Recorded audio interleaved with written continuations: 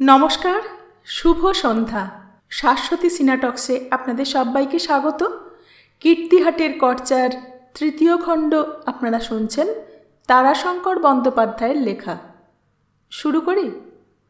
কলকাতায় বেলা 12টার মধ্যেই পৌঁছেছিলাম এবং মোহনডাঙ্গার খুড়িমার নির্দেশ মতো অর্চনার ফটো নিয়ে বিকেলবেলাতেই গেলাম ভবানীপুরে অন্নপূর্ণা দেবীর বাড়ি।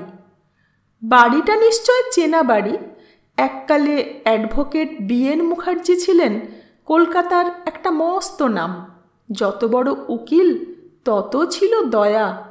দয়াটার উৎস ছিলেন তার মা অন্নপূর্ণা দেবী। ভবেনবাবু কত বঞ্চিত দরিদ্রের পক্ষ নিয়ে যে বিনা ফিতে লড়েছেন এবং জিতেছেন তার সংখ্যা নেই। টাকা নিতেন জমিদার ব্যবসাদারদের কাছে। জমিদার প্রজার যেসব মোকদ্দমা হাইকোর্টে আসে সে সবই প্রায় সত্যের মোকদ্দমা। তাতে জমিদার পক্ষের ব্রিফ তিনি নিতেন না। মায়ের বারণ ছিল, তবে জমিদারে কি জমিদার বাড়ির পার্টিশন স্যুটে তিনি ছিলেন বিশেষজ্ঞ। তার ছেলে এন.এন. মুখার্জি, তার ছিল ক্রিমিনাল প্র্যাকটিস। অধিকাংশ স্বদেশী মোকদ্দমায় তিনি থাকতেন, ফিস নিতেন না। ভবেনবাবু ক্রিমিনাল প্র্যাকটিস করতেন না এবং কোনো কেসে তিনি কারুর নিচে কাজ করতেন না। কিন্তু মানিকতলা বোমার কেসে একজন সাহায্যকারী হিসেবে কাজ করেছিলেন। সে তার মায়ের আদেশে। বলেছিলেন, ওরে, আমি মেদিনীপুর জেলার মেয়ে, ক্ষুদিরাম মেদিনীপুরের ছেলে। সেই বাংলাদেশে প্রথম ফাঁসি গেল। এ কেসে ছোট হয়েই তুই থাক, তাতে তোর মান যাবে না। মূল ডিফেন্সের কাজ করবেন সিআর দাস। সে তো এই নারীর লোক, তাকে তো জানিস। লজ্জা কি? ভাবতে ভাবতেই যাচ্ছিলাম অর্চনার এসব কথা তাকে বলবো কি না। মধ্যে মধ্যে সব চিন্তা ভাবনা ওলটপালট করে দিয়ে হঠাৎ ভয় হচ্ছিল, যদি নাম শুনেই অন্নপূর্ণা ঠাকুরুন বলেন, বলে দে আমার দেখা করবার সময় নেই, কি বলবার আছে তা যেন নিচের কাউকে বলে দেয়, কিংবা নগেনের সঙ্গে দেখা করতে বল। গাড়িখানা ময়দানের দিক থেকে হরিশ মুখুজ্জে রোডে ঢুকে খানচারেক বাড়ির পরেই দাঁড়ালো। পিজি হসপিটাল থেকে একটু দক্ষিণে যে দিকটায় মুর্শিদাবাদের এক রাজা বাহাদুরের বাড়ি আছে, সেই দিকটায়। বাড়িটা সকলেই চেনে। তুমি ব্যারিস্টারের মেয়ে, অ্যাডভোকেট এন.এন. মুখার্জির নাম বোধহয় জানো। প্রথমেই দেখা হলো নগেনবাবুর সঙ্গে। সুন্দর সুপুরুষ চেহারা, রায়বাড়ির সৌন্দর্যের স্পর্শও আছে, আবার একটা স্বাতন্ত্র্যও আছে। এদের রং রায়বংশের মতো উজ্জ্বল নয়। এক ধরনের খুব মাজা রং আছে শ্যামবর্ণের মধ্যে। এ রং সেই রং। রায়বংশের চোখ বড় এবং একটা প্রখরতা আছে দৃষ্টিতে। নগেনবাবুর চোখ ছোট নয়, টানা চোখ এবং দৃষ্টির মধ্যে গাম্ভীর্য সত্ত্বেও একটি মাধুর্য আছে। গাড়িটা বাড়ির কম্পাউন্ডে ঢুকে গাড়ি বারান্দায় দাঁড়াতেই নগেনবাবু আমার দিকে তাকিয়ে একটু এগিয়ে এলেন। তিনি দাঁড়িয়েই ছিলেন বারান্দার উপর। আমি মনে মনে সম্বন্ধ নিয়ে অনেক হিসেব করে গিয়েছিলাম। আসবার সময় মোহনডাঙ্গার খুড়িমা আর মনোহরপুরের খুড়িমা আমাকে কপালে দইয়ের ফোঁটা দিয়ে মাথায় পুষ্প ঠেকিয়ে বলেছিলেন, দেখ বাবা, কোনো মতে যেন সম্পর্ক ভুল করবি নে, অন্তত অন্নপূর্ণা ঠাকুমার কাছে, বুঝলি? উনি তোর বাবার ঠাকুমা রায়বাহাদুরের বোন। ওর বোধহয় 3 নাতি। নগেনবাবু উকিল, সুরেনবাবু। ধনেশ্বর কাকা বলেছিলেন কর্পোরেশনের কাউন্সিলর তিনি। কন্ট্রাক্টরি করেন। ছোটর নাম বীরেন, তিনিও কন্ট্রাক্টরি বিজনেসে আছেন। তাকে বোধহয় পাবে না। এরা হলেন অন্নপূর্ণা ঠাকুমার নাতি, সম্পর্কে তোমার কাকা, বুঝেছ? ঠাকমা তোমার তাহলে প্রপিতামহী। কি বলবে গো তাহলে? অসৌরভ্য। জগদীশ কাকা বসেছিলেন চুপচাপ। তিনি সেদিন থেকে একেবারে চুপচাপ হয়ে গিয়েছিলেন। শুনেছিলাম গাঁজা বেশি খাচ্ছিলেন। তিনি বললেন, ওই ঠাম্মাই বলবে। ঠাকুমা থেকে উপরের সবাই ঠাকুমা। ধনেশ্বর কাকা বলেছিলেন, যেমন তোমার বুদ্ধি তার উপর ওই ছাইগুলো 24 ঘন্টা খাচ্ছ। হয়তো এই নিয়েই ভাইয়ে ভাইয়ে ঝগড়া একটা বেঁধে যেত, কিন্তু মোহনডাঙ্গার খুড়িমা বলেছিলেন, বড় মা বলিস বুঝলি, বড় মা। জগদীশ্বর কাকা বলে উঠেছিলেন, ঠাকুরমার মা বড় মা। ধমক দিয়েছিলেন, অবশ্য মৃদুস্বরে, মনোহরপুরের খুড়িমা অর্চনার মা। হ্যাঁ, তাই বলবে। দিদি বলছেন শুনছ না? তবে তাই বলুক কে। তর্কটা ওখানেই শেষ হয়েছিল। আমার বড় মা কথাটা ভালো লেগেছিল, ভারী মিষ্টি হৃদ্য মনে হয়েছিল। নগেনবাবু আমার কাছে এসে বললেন, আসুন। আমি টপ করে তাকে প্রণাম করে বললাম, আমি আপনার ভাইপো, আমার নাম সুরেশ্বর রায়, ঈশ্বর যোগেশ্বর রায়ের ছেলে। সবিস্ময়ে তিনি বললেন, তুমি যোগেশ্বরদার ছেলে? তুমি তো আর্টিস্ট শুনেছি। এসো। বললেন, তুমি এসো এসো, ভেতরে এসো। বাড়ির ড্রয়িং রুমে এসে বসলাম। প্রশস্ত হল, দামি ফার্নিচার, সোফা কৌচের ঢাকাগুলো ধপধপে খদ্দরের। নগেন কাকাও খদ্দরের কোঁচানো ধুতি আর আধ পাইয়া পড়ে আছেন। একটু মিইয়ে গেলাম সুলতা, কারণ দেখলাম এদের বাড়িতে গান্ধিয়ানাই হোক আর কংগ্রেসই হোক, বেশ একটু চড়া সুরেই বাঁধা আছে। বসেই বললেন, অনেক কাল তোমাকে দেখি নে হে। 1916-17 সালে সেই যে যোগেশ্বরদা আসা বন্ধ করলে, তারপর আর এলো না। তখন তোমাকে দেখেছিলাম, তুমি আসতে, ফুটফুটে ছেলেটি। ঠাকুমা বলতেন, অবিকল আমার দেবু, মানে তোমার পিতামহ দেবেশ্বর রায়, মায়ের ভাইপো তো উনি। আমার মনে আছে। মনে আছে? তোমার মেমারি তো খুব শার্প, কিন্তু এমন চেহারা হলো কি করে? রংটা পুড়ে গেছে, একটা কালচে ছাপ পড়েছে, তারপর একালে সেই সেকালের মতো দাড়ি গোঁফ। আজ 1 বছরের ওপর কীর্তিহাটে রয়েছি, ওখানকার রোদে। আজকাল কীর্তিহাটে গেছো নাকি? আজ্ঞে হ্যাঁ, সেটেলমেন্ট হচ্ছে, তার টানে যেতে হয়েছে। I see. হ্যাঁ, আমরাও কখানা নোটিশ পেয়েছিলাম। ওখানে কি কি যেন ঠাকুমার বাবা দিয়ে গিয়েছিলেন, তা আমরা ক্লেম করিনি। ওখানে খানিকটা জমি পুকুর নিয়ে কি করব আমরা? আমি সেসব আপনাদের নামে রেকর্ড করিয়েছি। করিয়েছ? তোমাদের মেজ তরফ রেকর্ড করাতে দিলে? তা দেবে বই কি। No no no, I know them. They are, I mean the whole family of Shibeshwar কাকা। একটু থেমে বললেন, দেখো, দারিদ্র দোষও গুণরাশি নাশি। অবশ্য ধনেও তাই হয়, ধন থেকেই সূত্রপাত। দোষগুলো তখনই ধরে, তারপর ধন ফুরিয়ে গেলে, দারিদ্র্যের ছোঁয়াচ লাগলে তখন পচতে শুরু করে। সুখেশ্বর মধ্যে মধ্যে সাহায্যের জন্য চিঠি লিখত আমাকে, কিছু কিছু দিয়েছি তখন। তারপর বুঝলাম এটা ওর স্টান্ট। তারপর ধনেশ্বরের ছেলে ব্রজেশ্বর এসেছিল বারদুই। He is a স্মিক। আমি চুপ করে রইলাম এবং অনুভব করলাম রায়বংশের প্রতি বিদ্বেষ এদের মজ্জাগত বা বংশগত ধারায় পরিণত হয়ে গেছে। নগেন কাকা এবার বোধহয় অনুভব করলেন কথাগুলো বলা অন্যায় হয়ে গেছে। তিনি এবার বললেন, থাক ওসব কথা। সত্যং ব্রুয়াত প্রিয়ং ব্রুয়াত।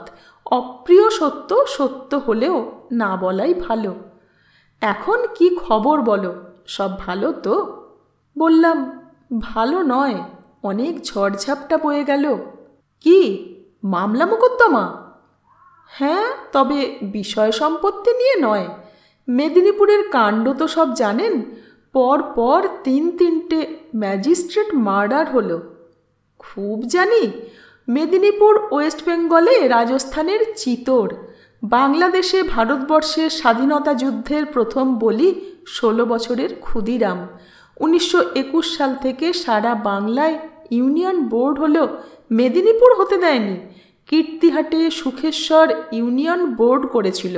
পেটি মার্ডার কেসে বিমল দাশগুপ্তকে প্রসিকিউটর করে হাইকোর্টে স্পেশাল ট্রাইব্যুনাল হয়েছিল। সে কেসে ডিফেন্সে আমি ছিলাম। কলেজিয়েট স্কুলের headmaster, assistant headmaster Hiralal Dasgupta আর নারায়ণ মুখুজ্জে মশাইকে সাক্ষী দিতে কিছুতেই রাজি কেন, বাধ্য করাতে পারেনি পুলিশ। নমস্য ব্যক্তি তারা, এমন শিক্ষক না হলে এমন ছাত্র হয়? আমি বললাম, যেন একটু সুযোগ পেলাম। বললাম, আগে হ্যাঁ, সেই ঝড় এসে বেজেছে কীর্তিহাটের রায়বাড়িতে। বলো কি? চমকে উঠলেন নগেন জ্যাঠা। সেই ঝড় তুমি বাঁধিয়েছ নাকি?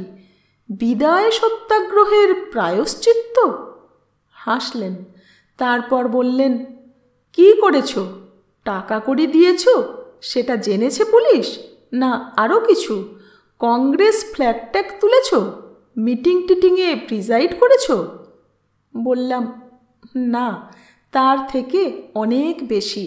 অনেক বেশি? অতুলেশ্বরের বিবরণ থেকে মেজদির জেল, বিমলেশ্বর কাকার অ্যারেস্ট পর্যন্ত সব বললাম তাকে। তিনি স্তব্ধ হয়ে বসে শুনলেন। ঘন ঘন মুখের ভাব তার বদলাচ্ছিল। অবশ্য অর্চনার নাম একটুখানি উল্লেখ করে ছেড়ে দিলাম। বললাম, জগদীশ্বর কাকার অর্চনা বলে একটি মেয়ে আছে, তাকে শুদ্ধ পুলিশ জড়াতে চেষ্টা করেছিল। মানে মেয়েটি মেজদিকে খুব ভালোবাসত, আর বিমলেশ্বর কাকা যখন ঘরে বসে কাঁদতেন আর বলতেন, মা কালী তুমি তো সাক্ষাৎ বিরাজ করছো, প্রভু রাজেশ্বর তুমি তো সব দেখছো, তবু তার প্রতিকার করছো না তোমরা। অর্চনা শুনে বলেছিল, ন কাকা, একটা কথা বলবো? তোমাদের মা কালী কি বাদশাহী আমলের তাতারিনী প্রহরিনী, না রাজরাজেশ্বর তোমাদের দারোয়ান পাইক যে তোমাদের হয়ে খাঁড়াচক্র নিয়ে পুলিশের সঙ্গে লড়াই করতে ছুটবেন? দাও তো দুবেলা ফুল আর জল, আর এক থালা করে আতপের ভাত দাও না, দেখাও, দেখিয়ে নিয়ে নিজেরা খাও। এগুলো যারা বলে তারা ভক্ত না মাথা? কাপুরুষের দল। প্রতিকার দেবতা করে দেয় না, মানুষকেই করতে হয়। তিনি অভয় দেন, সাহস দেন। এমন করে ঘরে বসে কালি কালি আর কেষ্ট কেষ্ট করে কেঁদো না। কথাটা চাপা আছে, তাই পুলিশের হাত থেকে বেঁচেছে। স্তম্ভিতের মতো তাকিয়ে রইলেন তিনি। তারপর বললেন, এমন মেয়ে? রায়বাড়িতে এত বড় পরিবর্তন ঘটে গেছে? বলো কি হে? কিন্তু হাইকোর্ট থেকে ব্যারিস্টার নিয়ে গেলে আর আমাকে জানালে না? বলো এখন কি করতে হবে? বিমলেশ্বরের কেসে যেতে হবে? বললাম, বিমলেশ্বর কাকার কেসে কনভিকশন হবেই, কারণ তিনি অত্যন্ত ধর্মবাতিগ্রস্ত লোক। কনফেশন তিনি করেছেন, কুকরিখানা বের করে দিয়েছেন। শুধু অর্চনার কোনো কথা তিনি বলেননি, বলবেনও না, এবং যা বলেছেন তা উইথড্রও করবেন না। স্ট্রেঞ্জ একটু চুপ করে থেকে বললেন, তবু আমি যাব। কাগজপত্র এনেছ? একটু চুপ করে থেকে বললাম, আমি ও কথা নিয়ে আসিনি। আমি একবার বড়মার কাছে এসেছি, অর্চনার সম্বন্ধে কথা বলবো। মানে? মেয়েটির অবিলম্বে বিয়ে দিতে হবে। জগদীশ্বর কাকার শালা রেলে চাকরি করেন, তার এক শালা সে পুলিশের দারোগা। প্রথম পক্ষের বউ মারা গেছে, কটা ছেলে আছে, তার সঙ্গে বিয়ে দেবার সম্বন্ধ করেছেন। কিন্তু অর্চনা জেদ ধরেছে এ বিয়ে সে কিছুতেই করবে না, বিষ খাবে। অথচ আমাদের বাড়িতে সবাই বলে অর্চনাই নাকি সতী বৌরানী, মানে বড়মার মা, চেহারাতে অবিকল তার মতো। তাই তার কাছে এসেছি একটু পরামর্শ নেব। ফটোখানা বের করে তার হাতে দিলাম। আমারই তোলা ফটো দেখে চমকে উঠলেন নগেন কাকা। সুরেশ্বর বললে, এইখানে তোমাকে এই বাড়িটির একটি পটভূমি দিয়ে রাখি সুলতা। অন্নপূর্ণা দেবীর যে টুকরো টাকরা ছবি পেয়েছ, তাতে তার সম্পর্কে অনায়াসে তার একটা ছবি করে নিতে পারো। সে ছবিটা হবে পটভূমিহীন মানুষের ছবি, একান্তভাবে ফটোগ্রাফের মতো। এই বাড়ি তার নিজের তৈরি বাড়ি। তার যে বাড়িতে বিয়ে হয়েছিল সে বাড়ির সঙ্গে তার কোনো সম্পর্ক ছিল না। মা মারা গিয়েছিলেন তাকে 3 বা 4 দিনের শিশু রেখে। চিঠিতে লিখে গিয়েছিলেন এর নাম হবে অন্নপূর্ণা, আর একে মানুষ করবার জন্য যেন বিমলাকান্তের স্ত্রীকে দেওয়া হয়। তার সন্তান নেই, রত্নেশ্বরকে দিয়ে আবার তাকে আমরা কেড়ে নিয়েছি। বীরেশ্বর রায় সম্পর্কে বলেছি। 24-25 বছরের বীরেশ্বর রায় ভবানী দেবীকে পাবার জন্যে অথবা তাকে হারিয়ে প্রায় পাগল হয়ে গিয়েছিলেন। ক্রোধে আক্রোশে বাইজি মানে সফিবাইকে নিয়ে উন্মত্ত জীবনযাপন করেছিলেন, কিন্তু আবার ফিরে পেলেন ভবানী দেবীকে। তখন তিনি একরকম অর্ধপঙ্গু, কিন্তু সেবায় যত্নে চিকিৎসায় নিয়ম পালনে ভালো হয়ে উঠলেন আবার। তার ফল এই অন্নপূর্ণা দেবী। অন্নপূর্ণা দেবী রায়বংশের দ্বিতীয়া কন্যা। প্রথমা ছিলেন উন্মাদ রোগগ্রস্তা বিমলা দেবী, যার জন্যেই বলতে গেলে রায়বংশে বীরেশ্বর রায় পর্যন্ত একটা সর্বনেশে ঝড় বয়ে গেছে। রক্ষা পেয়েছেন ভবানী দেবীর তপস্যায়। এই ঝড়ের সব বিবরণ মূল কথা রত্নেশ্বর রায়ের পর বোধহয় কেউ জানতে পারেনি। জেনেছিল ঠাকুরদাস পাল, তাকে খুন করিয়ে রত্নেশ্বর নিশ্চিন্ত হয়েছিলেন। তবু কি খেয়ালে ডায়েরিতে লিখে গিয়েছিলেন, শেষের দিকের কথাটা মনে হয়েছিল বলে দপ্তর বেঁধে তার উপর লিখেছিলেন, আমার চিতায় যেন এগুলি দগ্ধ করা হয়। যে এসব খুলিবে বা পড়িবে তাহার সর্বনাশ হইবে এবং তাহার সঙ্গে সঙ্গে 14 পুরুষ নরকস্থ হইবে। সুখেশ্বর রায় এগুলো পেয়েছিলেন। তিনি ছিলেন অতি চতুর, অতি কুটিল মানুষ। স্বার্থের জন্য সব পারতেন। তিনি এগুলি পড়েছিলেন কি না জানি না, হয়তো পড়েছিলেন, কিন্তু তিনি রায়বংশের একটা কামার্ত দৈত্যের হাতে জীবন দিয়ে নির্বাক হয়ে গিয়েছিলেন। ব্রজদা পড়তে গিয়েও পড়েননি, পড়লাম আমি। তাই বলছি, বিমলা দেবী যে রায়বংশে কত বড় অশুভের উৎস তা রায়বংশে কেউ জানত না। আর ভবানী দেবীর তপস্যা যে কত বড় কল্যাণ করেছে তাও কেউ জানে না। আমি নাস্তিক হয়েও এরই জন্য আস্তিক হতে চেয়েছি, কিন্তু তা পারিনি। আমি না আস্তিক না নাস্তিক। একবার মনে হয় ভবানী দেবী বোধহয় রত্নেশ্বরকে দিয়ে ফিরে নেওয়ার অপরাধ সংশোধন করতে চেয়েছিলেন। আবার মনে হয় ভবানী দেবী বীরেশ্বর রায়ের উপর কন্যার ভার দিয়ে যাননি, স্বামীর উপর বিশ্বাস ছিল না বলে। ভবিষ্যৎ তিনি অনুমান করেছিলেন। জীবনের শেষ কমাস তিনি কাশীর বাড়িতে এক প্রান্তের ঘরে এইটে জেনেই একান্তে বাস করতে চেয়েছিলেন। তিনি থাকতেন একেবারে পূবের ঘরে। তারপর ছিল তাদের সন্ধ্যার আসরের ঘর, যে ঘরে সফিয়া এসে গান শোনাত। তার ওপাশে ছিল বীরেশ্বর রায়ের ঘর। তারপর 3-4খানা ঘর একরকম খালি পড়ে থাকত। তারপর ও প্রান্তে থাকত সফিয়াবাই। বুঝতে পারছ, স্বামীর স্বেচ্ছাচারের পথে কোথাও একটা পর্দার আড়ালও দেননি। সত্য যাই হোক, তিনি কন্যাটিকে দিয়ে গিয়েছিলেন বা স্বামীকে শেষ অনুরোধ করেছিলেন কন্যাটিকে তার নিঃসন্তান ভাই বিমলাকান্তের স্ত্রীকে দেবার জন্য। তাতে তিনি নিশ্চিন্ত হয়েছিলেন। হয়তো এমন ভয়ও ছিল যে বীরেশ্বর রায় সফিয়াকেই দেবেন মেয়েকে মানুষ করতে। অন্নপূর্ণা দেবী পুজোর সময় একবার আসতেন দেশে। বিমলাকান্ত পুজোর ছুটিতে আসতেন, থাকতেন শ্যামনগরে। ওখানে যে বিষয় তার ছিল এবং লাট শ্যামনগর রাধানগর দিগরের যে জমিদারি সম্পত্তির মুনাফা তিনি পেতেন তা সাধারণের কাছে তুচ্ছ ছিল না। রায়বংশের কীর্তিহাটের তুলনায় সেটা হয়তো 25-30 ভাগের 1 ভাগ। অবশ্য বীরেশ্বর রায়ের সময়ের কথা বলছি। রত্নেশ্বর রায়ের আমলের কীর্তিহাটের আয় 3 গুণ বেড়েছিল। শ্যামনগর কেনা হয়েছিল বিমলাকান্তের মাতামহের বিগ্রহের নামে। তখন জমিদারি মুনাফা ছিল 4000 টাকা।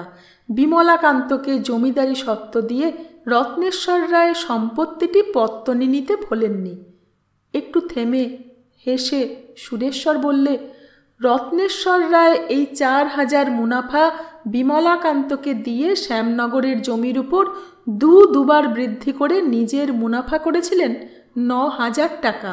অথচ জবরদস্তি বেআইনি কিছু করেননি, এবং সেই নিয়েই ঠাকুরদাস পাল, যিনি তাকে কোলে পিঠে করে মানুষ করেছিলেন, যিনি তাকে বাঁচাতে গিয়ে গোটা পিঠটা পুড়িয়েছিলেন, যাকে তিনি দাদা বলতেন, তার সঙ্গে প্রথম বিরোধের সূত্রপাত রত্নেশ্বর রায়ের। অবশ্য তিনি শ্যামনগর স্কুল এবং ঠাকুরদাস পালের স্মৃতিতে একটা চ্যারিটেবল ডিসপেন্সারিও করে দিয়েছিলেন, যা সেকালে এই 9,000 টাকা মুনাফা থেকেই চলবে বলে চিহ্নিত করা ছিল। রায়বাহাদুর রত্নেশ্বর বিচিত্র চরিত্র। কেউ প্রমাণ করতে পারবে না যে তিনি অন্যায় কিছু করেছেন। স্নেহ, করুণা, দয়া, ক্রোধ, বিদ্বেষ সবের মধ্যে তার চুলচেরা বিচার ছিল। তার কথা থাক, পরে বলবো। অন্নপূর্ণা দেবীর কথা বলি। 13 বছর বয়সে তার বিবাহ হয়েছিল ভবানীপুরের মুখুজ্জে পরিবারে। তারা ব্যবসায়ী লোক, ধনী, কলকাতায় অনেক সম্পত্তি। কর্তার নাম ছিল দেবেন্দ্র মুখোপাধ্যায়। তার 3 ছেলে, বড় ছেলে নরেন্দ্রের সঙ্গে বিবাহ হলো। নগদ টাকায় অলঙ্কারে 30,000 টাকা নিয়েছিলেন। বিবাহের সময় রায়বাড়ির সম্পত্তি নিয়ে একটি কথা তারা তোলেননি। বছর 3 পর অন্নপূর্ণা দেবীর 16 বছর বয়স, তখন প্রথম সন্তানের জননী হলেন। ছেলের জন্মের মাসখানেকের মধ্যেই শ্বশুর তার দাবি তুললেন, রায়বাড়ির অর্ধেক অংশের মালিক এই নবজাতক পুত্র। ওই উইল, যে উইল বীরেশ্বর রায় ভাগিনেয় পোষ্যপুত্র রত্নেশ্বরের নামে করে গেছেন, তা ক্যান্সেল হতে বাধ্য। প্রথম কারণ, তিনি তখন অসুস্থ ছিলেন। অসুস্থ অবস্থায় কোনো ক্রিয়া বা দলিল করলে তা সিদ্ধ হয় না। দ্বিতীয় কারণ, পরে তার নিজের কন্যা সন্তান হয়েছে এবং সেই কন্যার গর্ভজাত সন্তানই তার প্রকৃত উত্তরাধিকারী, পিত্তাধিকারী। মধ্যস্থতার জন্য ছুটে এলেন বিমলাকান্ত। তিনি অন্নপূর্ণাকে ডেকে সমস্ত বিবরণ বললেন এবং রত্নেশ্বর রায় বের করে দিলেন মায়ের শেষ চিঠি। অন্নপূর্ণা দেবী শুধু প্রশ্ন করলেন, কিন্তু শ্বশুরকে আমি কি বলবো বলতে পারো? বেশ, কলকাতার সম্পত্তি ছেড়ে দাও, আমাকে বুঝিয়ে বলবো। রত্নেশ্বর বলেছিলেন, না, তা পারবো না। আমি সম্পত্তির মালিক নই, আমি রক্ষক। রায়বংশের যা, তা রায়বংশের। এর উত্তর অন্নপূর্ণা রত্নেশ্বরকে দেননি, দিয়েছিলেন বিমলাকান্তকে। তাকে তিনি ছেলেবেলা থেকে বাবাই বলতেন। বলেছিলেন, বাবা, তাহলে তুমি আমাকে কাশী নিয়ে চলো, ও বাড়ি আমি ঢুকতে পারবো না।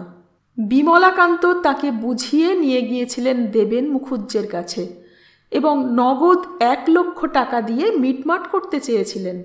দেবেনবাবু হেসে বলেছিলেন, ফিরে নিয়ে যান, রত্নেশ্বর রায়কে ফিরে দেবেন। বলবেন, সোজা আঙুলে তোলা 2 ফোঁটা ঘি দিয়ে ভাত খাওয়া দেবেন মুখুজ্জের অভ্যেসে নেই। বিমলাকান্ত বলেছিলেন, আমার যা কিছু কাশী, কলকাতা এবং শ্যামনগরে সব আমি লিখে দিচ্ছি। আমাকে কি বীরেশ্বর রায়ের শ্রাদ্ধের কাঙালি ভোজনের কাঙালি পেয়েছেন বেইমশাই, না সভায় নিমন্ত্রিত চালকলা বাঁধা পুরুত পণ্ডিত? আমি বীরেশ্বর রায়ের দৌহিত্রের পিতামহ। অন্নপূর্ণা দেবী দরজার আড়ালে ছিলেন। তিনি বেরিয়ে এসে শ্বশুরের সামনেই ঘোমটা খুলে বলেছিলেন, বাবা, তুমি বাড়ি যাও। বিমলাকান্ত মাথা হেঁট করেই উঠে এসেছিলেন এই জানবাজারের বাড়িতেই। অনেক বোঝাতে চেয়েছিলেন রত্নেশ্বর রায়কে, কিন্তু তিনি বলেছিলেন, না, সত্য সত্যই যদি পোষ্যপুত্র হতেন তাহলে অর্ধেকই নিশ্চয় ছেড়ে দিতেন। কিন্তু তিনি যখন রায়বংশের বংশধর, বীরেশ্বর রায়ের একমাত্র পুত্র সন্তান, তখন তা তিনি দেবেন না। তাতে তার জন্মমর্যাদার হানি হবে। 3-4 পর একদিন একখানা পালকি গাড়ি এসে লাগল এই বাড়িতে। নামলেন অন্নপূর্ণা দেবী। দেবেন মুখুজ্জে তাকে এ বাড়িতে পাঠিয়েছেন চিরদিনের মতো। গয়নাগাটি এমনকি ছেলে পর্যন্ত কেড়ে নিয়েছেন এবং ছেলের আবার বিবাহ দিতে বদ্ধপরিকর হয়েছেন। কারণ কি কি মামলার কাগজে তিনি অন্নপূর্ণাকে সই করতে বলেছিলেন তা তিনি করেননি। পরের দিন নরেন্দ্র জামাই ছেলেটিকে বুকে করে নিয়ে পায়ে হেঁটে এসে হাজির হয়েছিলেন এ বাড়ি। ছেলেটিকে অন্নপূর্ণা দেবীর কোলে তুলে দিয়ে আবার ফিরে চলে গিয়েছিলেন। তারপর দিন থেকে তিনি নিরুদ্দেশ হয়েছিলেন। দেবেন মুখুজ্জেমশাই ছেলেকেও ক্ষমা করতে জানতেন না, তার বাক্যবাণ তিনি সহ্য করতে পারেননি। অন্নপূর্ণা দেবী বিমলাকান্তের সঙ্গে কাশী গিয়ে ওই সন্তান ভবেনকে নিয়ে জীবন আরম্ভ করেছিলেন। যাবার আগে তিনি গিয়েছিলেন রামকৃষ্ণ পরমহংসদেবের কাছে। তখন তার প্রকাশ হয়েছে, দেশের মধ্যে যেন একটা নতুন হাওয়া বয়েছে। যানবাজারের পাশেই রানী রাসমণির বাড়ি। বিমলাকান্ত নিজে একদিন তাকে দর্শন করে এসে মুগ্ধ হয়ে বিক্ষুব্ধ চিত্ত অন্নপূর্ণাকে নিয়ে গিয়েছিলেন। অন্নপূর্ণা তার মধ্যে যাই দেখে থাকুন, তার ক্ষোভ যেন মিটে গিয়েছিল। তার দু চোখ দিয়ে জল গড়িয়েছিল। পরমহংসদেব হেসে বলেছিলেন, গঙ্গা গঙ্গা গঙ্গা গড়াচ্ছে রে বেটি, দে দে ওই জল এক ফোঁটা দে আমাকে। অন্নপূর্ণা দেবী দু হাতে চোখের জল মুছে তার পায়ে মাখিয়ে দিয়েছিলেন। ঠাকুর বলেছিলেন, ভগীরথ ভগীরথ হবে তোর ছেলে, ভগীরথ হবে। অন্নপূর্ণাকে হাত তুলে আশীর্বাদ করেছিলেন। তিনি সারা জীবন ঠাকুরের নামই জপ করেছেন, সেই তার শিক্ষা। বিমলাকান্তের সম্পত্তি, তার টাকা যা ছিল তার সব তিনি অন্নপূর্ণাকে দানপত্র লিখে দিয়েছিলেন। আর নগদ 50,000 টাকা, যেটা একটা চিঠিতে বীরেশ্বর রায় কন্যার বিবাহে খরচ করতে বলেছিলেন, সেই টাকাটা নিয়েছিলেন অন্নপূর্ণা দেবী। ওটার বেলাতেও তিনি হিসেব নিকেশ করে নিয়েছিলেন। 50,000 টাকার সুদ সমেত কষে অঙ্ক স্থির হয়েছিল 80,000 টাকা। টাকাটা বীরেশ্বর রায়ের চিঠির কাল থেকে সুদে কেটেছে। তার থেকে বাদ দিয়েছিলেন বিবাহের যৌতুক 30,000 টাকা। ছেলেকে উকিল করে হরিশ মুখুজ্জে রোডের এই মোড়ে বাড়ি তৈরি করিয়ে কলকাতা এসেছিলেন। অতি কঠিন মেয়ে অন্নপূর্ণা দেবী, অত্যন্ত কঠিন। কলকাতায় এসেও স্বামী বা শ্বশুরের সঙ্গে কোনো সম্পর্ক রাখেননি। দেবেন মুখোপাধ্যায়ের তখন বৃদ্ধাবস্থা, কিন্তু শক্ত মানুষ, তখন বাড়বাড়ন্তও খুব। স্বামী তখন আবার সংসারী, ছেলে মেয়ে হয়েছে।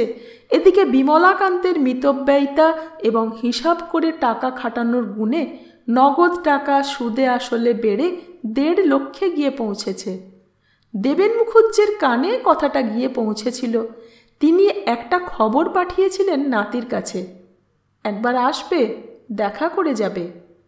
ছেলেকে পাঠিয়ে দিয়েছিলেন অন্নপূর্ণা দেবী, বলে দিয়েছিলেন, একটিও উত্তর করে আসবি নে, সব কথায় বলবি, মাকে জিজ্ঞেস করে বলবো। ছেলেও তাই করেছিল। কুশল প্রশ্নের পালা শেষ করে ঠাকুরদা দেবেন মুখুজ্জে বলেছিলেন, কত বড় বাড়ি করেছ? আমার বাড়ির থেকে বড়? ভবেন্দ্র বলেছিল, তাই কি হয় না পারি? তবে চুপ করেছিলেন ভবেন্দ্র।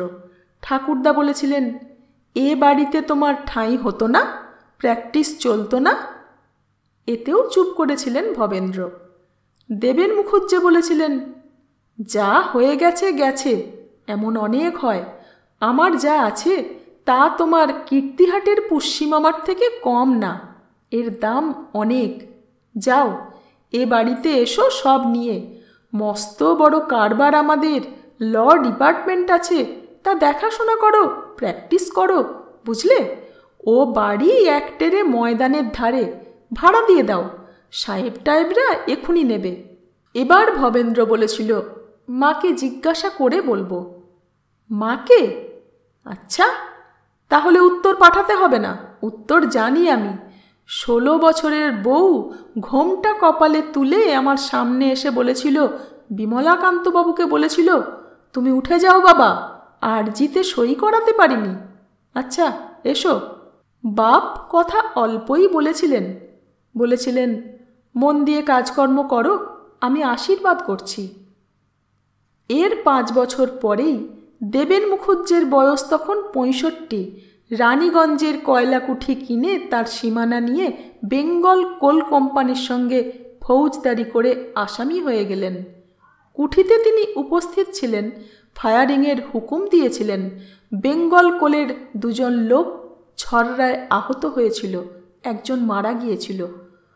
বর্ধমানের সেশনস কোর্টে মামলা, কাঠগড়ায় দেবেন মুখুজ্জে, তার মেজ ছেলে এবং ভবেন্দ্র সৎ ভাই দাঁড়িয়েছিলেন আসামি হয়ে।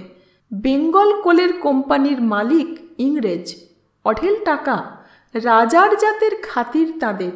দেবেন মুখুজ্জের টাকা কম ছিল না, তিনিও হাইকোর্ট থেকে ব্যারিস্টার এনেছিলেন। তার সঙ্গে ভবেন মুখুজ্জে জুনিয়রের কাজ করছিলেন কিছুদিন। তিনি নিজে থেকে গিয়ে বলেছিলেন, এই কেসে আপনাকে সাহায্য করবার জন্য নিলে আমি সুখী হব। ব্যারিস্টার বলেছিলেন, তুমি তো এখন নিজে কাজ করছো, নাম হয়েছে, আমার অ্যাসিস্ট্যান্ট হয়ে যাবে। আমি যেতে চাই। ওরা যদি না চান, আমি ফিজ দাবি করব না স্যার। কেন? যতটা বলা চলে ততটা বলেছিলেন ভবেন্দ্র। ব্যারিস্টার তার পিঠ চাপড়ে বলেছিলেন, তুমি যাবে এবং আমি তোমাকে স্কোপ দেব। মামলাটায় দেবেন মুখুজ্জেরা সেশনসে হেরেছিলেন। বাঙালি জজ সাহেব, বাঙালি মেশানো জুরি, ওদের কারুর 4 বছর, কারুর 3 বছর জেল হয়ে গিয়েছিল। হাইকোর্টে সেই মামলার রায় ওল্টালো এবং তাতে পুরো আর্গুমেন্ট করেছিলেন ভবেন্দ্র। খালাস হয়েছিলেন মুখুজ্জেরা, কিন্তু কলিয়ারি হারাতে হয়েছিল। গোটা ব্যবসাটাই প্রায় শেষ হতে বসেছে তখন। এই অন্নপূর্ণা দেবী সুলতা, 1937 সালেও তিনি বেঁচে, বয়স তখন তার 75। এখনও এ বাড়ির সর্বময়ী তিনি দীক্ষা নিয়েছিলেন পরমহংসদেবের কাছে। গোটা বাড়িটাই বেলুড় মঠের শিষ্য। ভবেনবাবু নিজে স্বামীজি বিবেকানন্দের সঙ্গ লাভ করেছেন। অন্নপূর্ণা দেবীর উপর কথা নেই, আজও এস্টেট তার নামে। গোটা সংসারের খরচ, খাওয়া পড়া, ছেলেদের লেখাপড়া, কাপড় চোপড়, চিকিৎসা, এসব তার হাতে। ছেলে ভবেন্দ্র মারা গেছেন 50 বছর বয়সে। নাতিরাও সেই নিয়মে চলে। নাতিদের উপার্জন থেকে একটা করে টাকা তাকে দিতে হয়, সেটা জমা হয় এস্টেটে। এখনও নিত্য তরকারি কোটার বঁটি নিয়ে বসেন। পাশে বসেন 3 নাতবউয়ের একজন এবং বিধবা বউ। তিনি বলে দেন, এই রান্না হবে, এই কোটো। আলু এত বড় করে কুটো না, 2 ভাগ নয় 4 ভাগ করো। সুলতা বললে, দুর্দান্ত মহিলা। সুরেশ্বর বললে, হ্যাঁ তা বটে। তিনি খবর পেয়েই আমাকে ডেকে পাঠালেন। নগেন কাকা নিজে উপরে উঠে গিয়ে ঠাকুমার সঙ্গে দেখা করে বললেন, চলো ওপরে চলো, ঠাকুমা ডাকছেন। আমি তার পিছনে পিছনে গেলাম। তিনি সেই ফটোটা হাতে দাঁড়িয়ে দেওয়ালে টাঙানো ভবানী দেবীর অয়েল পেন্টিংয়ের সঙ্গে মিলিয়ে দেখছিলেন। একেবারে যেন তন্ময় হয়ে গিয়েছিলেন। নগেন কাকা গলার সাড়া দিয়ে ডাকলেন, ঠাকুমা। শুনতে পেলেন না তিনি। আবার ডাকলেন নগেন কাকা, ঠাকুমা। মুখ ফেরালেন তিনি।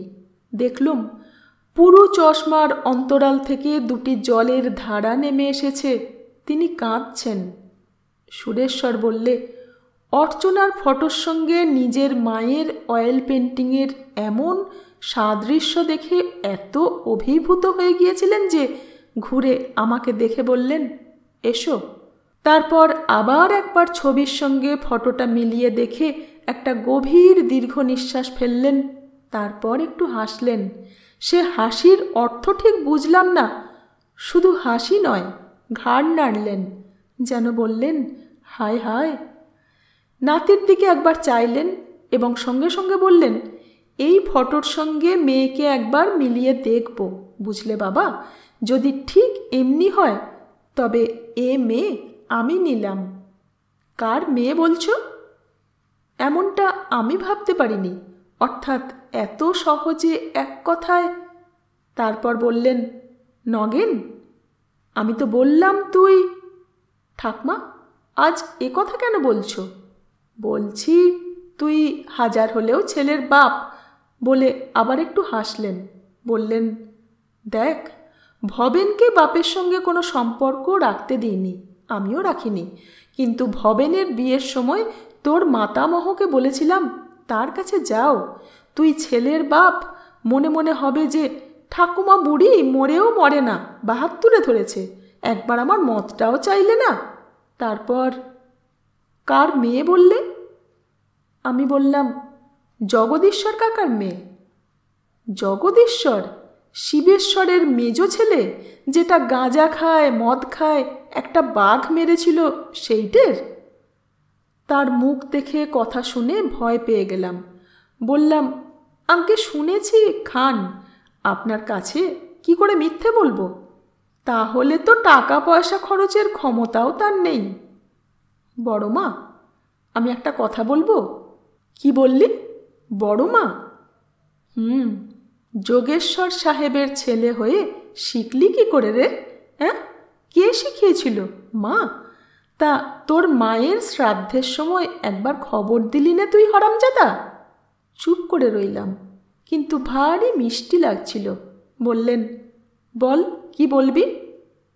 বললাম, অর্চনার বিয়ের ভার আমি নিয়েছি বড় মা, যা চাইবেন আমি দেব। এ মেয়ের বিয়ের ভার তুই নিয়েছিস? হ্যাঁ বড় মা, টাকার জন্যে মেয়েটিকে একজন দোজ বরে পুলিশ দারোগার হাতে দেবার ঠিক করেছিলেন ওর বাবা।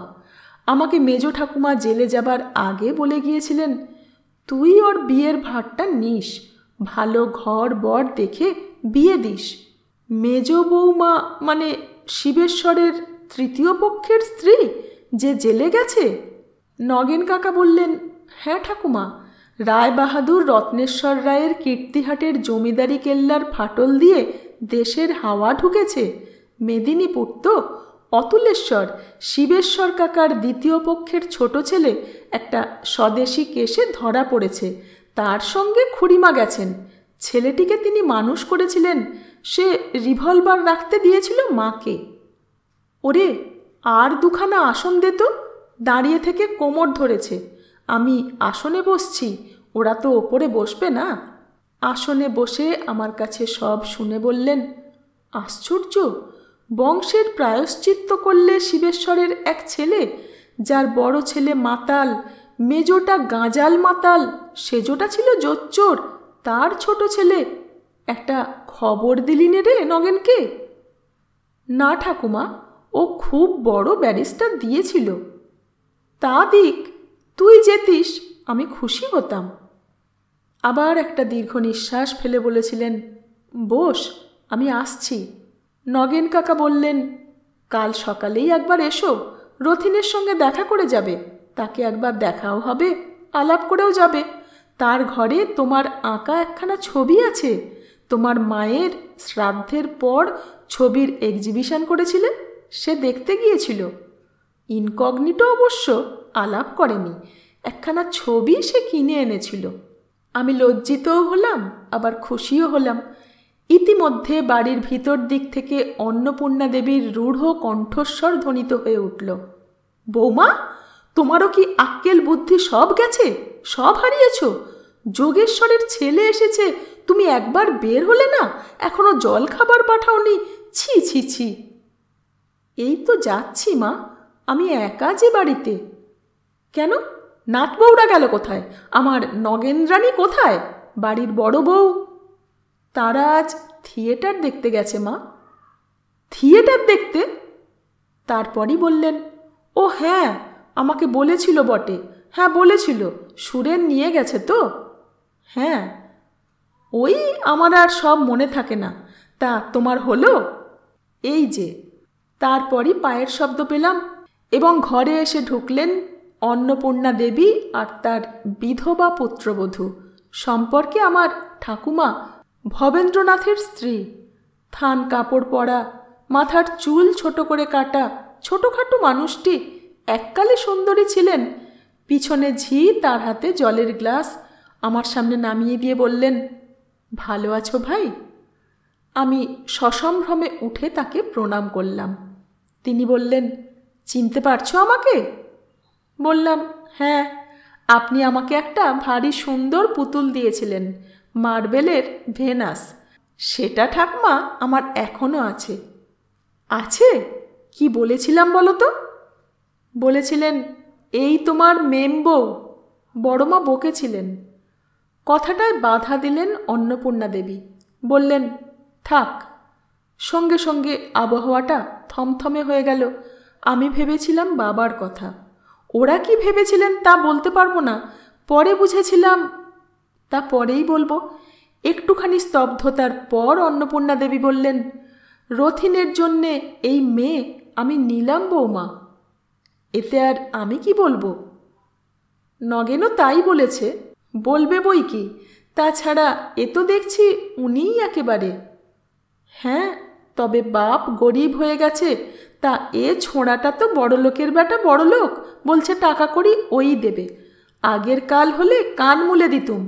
শোন, বিয়ের খরচ তুই করবি, পরযাত্রী খাওয়ানো আর পাত্রা ভরণ ওটা তুই দিবি, মেয়ে আমি সাজিয়ে নেব। আমি ভূমিষ্ঠ হয়ে প্রণাম করলাম। মুখ তুলতেই তিনি আমার চিবুকে হাত দিয়ে হঠাৎ জ্বলে গেলেন। বললেন, হ্যাঁ রে, তখন থেকে বলবো বলবো করে বলতে ভুলছি, কথার পিঠে কথা এসে পড়ছে। বলি, এ কি রে, এই জঙ্গুলে দাড়ি কেন রেখেছিস রে? বাপ রেখেছিল ফ্রেঞ্চ কাট, তুই রেখেছিস লম্বা দাড়ি, এক মুখ জঙ্গল কেন? তার পুত্রবধূ আমার ঠাকুমা নগেনবাবুর মা হেসে বললেন, নাতি খুব খেয়ালি মা, ওর যখন যেটা খেয়াল হয়। আমি তো জানি গো সব, ওরা খবর রাখে না, আমি খবর রাখি। মহাবীর দারোয়ান এই তো কয়েক বছর আগে মারা গেছে। মহাবীর তো মধ্যে মধ্যে আসতো, দিদি বলতো আমাকে, তারপরও খবর নেই। যানবাজারে লোক পাঠাই। কীর্তিহাটের দয়াল আমার থেকে ছোট, শিবেশ্বরেরও ছোট। কীর্তিহাটে যখন যেতুম কালী পুজোর সময়, তখন তাকে 5-6 বছরের দেখেছি। কলকাতার এ বাড়িতে প্রথম প্রথম দয়াল আসত। প্রথম এসেছিল তার মেয়ের বিয়ের সময়। সেকালে তো বিয়ের পণ হয়েছিল 1200 টাকা। তা কীর্তিহাটের বাড়ি থেকে ওকে 500 টাকা দিয়েছিল। দেবেশ্বর 250, শিবেশ্বর 250, রামেশ্বর তখন বিলেতে। দয়ালের নিজের ছিল 100 টাকা, বাকিটার জন্যে আমার কাছে এসেছিল। তখন তো ভবেনের খুব নাম। আমি দয়ালকে 250 টাকা দিয়ে বলেছিলাম, পণ ছাড়াও তো খরচ আছে দয়াল। তা দেখো, দয়াল সে আমলের লোক তো, মিথ্যে বলতে বাধ্য। বলেছিল, দিদি মিথ্যে বলবো না, সে আমার আছে, মাছ কাঠ এ পাবো তোমাদের বাড়ি থেকেই। আমার অভাব 100 টাকার, আর মেয়ের ইচ্ছে একখানা বালুচরের রেশমি শাড়ির। তার দাম আর কত? ওই 20 টাকাতেই খুব ভালো হবে। আমার কাছ থেকে 125-এর বেশি নেয়নি। নগেনবাবুর মা বললেন, আমি তাকে দেখেছি মা, কি ভালো গান গাইতেন, আর কি আমোদে লোক ছিলেন। সেই গানটা আমার আজও মনে আছে মা। সেই যেবার হাতে জুতো নিয়ে ছাতা মাথায় বৈশাখ মাসের দুপুরবেলা এসেছিলেন, দারোয়ান ঢুকতে দিচ্ছিল না। হেসে উঠলেন অন্নপূর্ণা দেবী। বললেন, হ্যাঁ হ্যাঁ, ভাগ্যে আমি বারান্দায় বেরিয়েছিলুম। হ্যাঁ, আমি বললাম, ও কি দয়াল, জুতো হাতে কেন? বললে, পায়ে ফোসকা পড়েছে। গান গেয়ে বলেছিল। আমার সে গান আজও মনে আছে। আপনি বললেন, ও কি রে, জুতো হাতে কেন? তো সঙ্গে সঙ্গে গান বেঁধে কীর্তনের সুরে গেয়ে বললেন, ভাস্করেরই করো অতীব প্রখর, ফোসকা পড়িল পায়, দারোয়ানে দ্বার রুখিয়া হুঙ্কার, ভয়েতে পরাণ যায়। হ্যাঁ হ্যাঁ হ্যাঁ, তোমার তো খুব মনে আছে বৌমা। আমরা খুব হেসেছিলাম। নতুন জুতো দিতে চেয়েছিলাম কিনে, তা চটি ছাড়া নেয়নি। বলেছিল, দিদি কীর্তিহাটের মাটিতে হাঁটি খালি পায়ে, ফাটা চরণ, এতে কি জুতো চলে? দেবে তো চটি দাও। সুরেশ্বর বললে, সুলতা, দয়াল বৃদ্ধকে দেখেছি, তার কাছে গল্প শুনেছি। তিনি আমার জ্বরের সময় হাত দেখতে এসে সোমেশ্বর রায়ের বজরার আসরের গল্প বলতেন। তার শোনা গল্প। চিরকাল রায়বাড়ির কাছে কৃতজ্ঞ। যদুরাম রায়ের স্বাক্ষর করা ছাড়পত্র তার কাছে দেখেছি। এই বিমলেশ্বর কাকার গ্রেপ্তারের দিনও এসে কেঁদে গেছেন, কিন্তু এমন পরিচয় পায়নি। সম্ভবত বয়সের সঙ্গে হারিয়ে গেছে। তাই সবিস্ময়ে শুনছিলাম তার আর এক কালের আর এক রূপের কথা। আজ এই পর্যন্ত। শুনতে থাকুন, সঙ্গে থাকুন। ধন্যবাদ।